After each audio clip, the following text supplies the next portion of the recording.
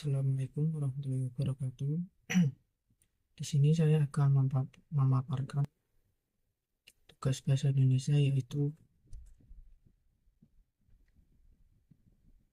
mencari buku-buku untuk ditinjau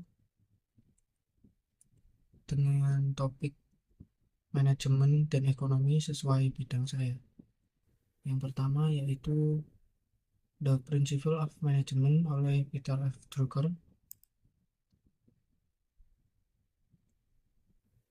Buku ini, ulasan saya dan opini saya mengenai buku ini merupakan salah satu karya klasik yang mendefinisikan banyak konsep dasar dalam manajemen modern. Drucker menekankan pentingnya manajemen yang efektif dalam setiap organisasi, baik dalam sektor bisnis maupun non-profit. Buku ini memberikan panduan praktis bagi para manajer untuk meningkatkan efisiensi dan efektivitas operasional. Kelebihan dari buku ini yaitu yang pertama, buku ini mencakup berbagai aspek manajemen mulai dari pengambilan keputusan hingga inovasi. Yang kedua yaitu banyak konsep dan alat yang dapat langsung diterapkan dalam lingkungan kerja nyata. Yang ketiga yaitu menawarkan pandangan jangka panjang yang membantu organisasi dalam perencanaan strategis. Kekurangan dari buku ini yaitu contohnya yaitu studi kasus mungkin terasa kurang relevan dengan kondisi bisnis saat ini. Yang kedua yaitu beberapa bagian terlalu teoritis dan mungkin sulit dipahami oleh pembaca non-akademik. Yang kedua yaitu Good to Great, Why Some Company Make the Leap and Others Don't oleh Jim Collins. Ulasan dan opini saya mengenai buku ini yaitu dalam bukunya mengeksplorasi faktor-faktor yang membedakan perusahaan-perusahaan yang bisa melakukan lompatan dari sekedar baik menjadi luar biasa melalui penelitian mendalam terhadap beberapa perusahaan. Collins mengidentifikasi pola-pola dan karakteristik utama yang mendorong kesuksesan jangka panjang. Kelebihannya yaitu yang pertama, penelitian yang dilakukan sangat mendalam dan berdasarkan data empiris. Yang kedua yaitu buku ini penuh dengan kisah sukses yang menginspirasi dan memberikan wawasan praktis.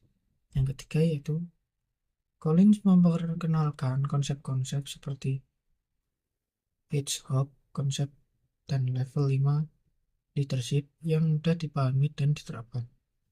Kekurangan dari buku ini yaitu yang pertama, terkadang generalisasi yang dibuat mungkin tidak berlaku untuk semua jenis bisnis atau industri.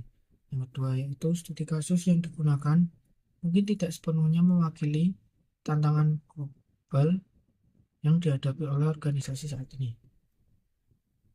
Selanjutnya yaitu buku ketiga, Capital in the 21st Century oleh Thomas Piketty. Ulasan dan opini saya oleh buku ini yaitu buku ini menawarkan analisis komprehensif tentang distribusi kekayaan dan pendapatan di seluruh dunia, serta bagaimana ketidaksetaraan ekonomi berkembang dari waktu ke waktu. Piketty menggunakan data historis yang luas untuk menunjukkan tren dan pola distribusi kekayaan, serta dampaknya terhadap masyarakat. Kelebihan dari buku ini yaitu yang pertama, menyediakan data historis yang kaya dan analisis yang mendalam. Buku ini menawarkan kritik yang kuat terhadap ketidaksetaraan ekonomi dan dampaknya. Banyak temuan Piketty relevan dengan isu-isu ekonomi saat ini, seperti ketidaksetaraan pendapat. Kekurangan dari buku ini yaitu yang pertama, beberapa bagian buku yang sangat teknis dan sulit dipahami tanpa latar belakang ekonomi yang kuat. Yang kedua yaitu, meskipun analisisnya mendalam, Piketty kurang menawarkan solusi praktis untuk mengatasi ketidaksetaraan yang diidentifikasi. Yang terakhir yaitu kesimpulan.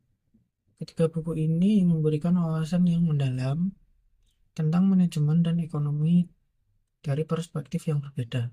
Peter Drucker memberikan dasar-dasar manajemen esensial. Jim Collins menunjukkan bagaimana perusahaan bisa mencapai kesuksesan dari luar, dan Thomas menawarkan analisis mendalam tentang ketidaksetaraan ekonomi. Meskipun masing-masing buku ini memiliki kelebihan dan kekurangan, mereka semua memberikan kontribusi berharga untuk pemahaman kita tentang manajemen dan ekonomi. Alasan saya memilih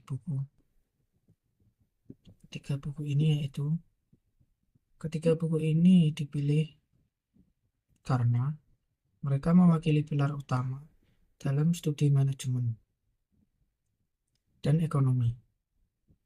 Drucker memberikan fondasi yang kuat dalam teori manajemen.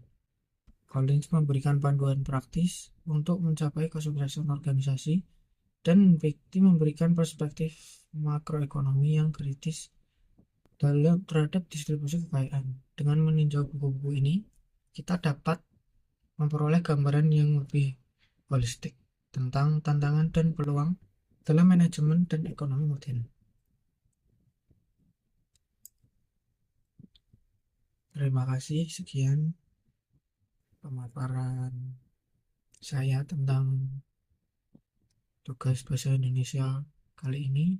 Wassalamualaikum warahmatullahi wabarakatuh.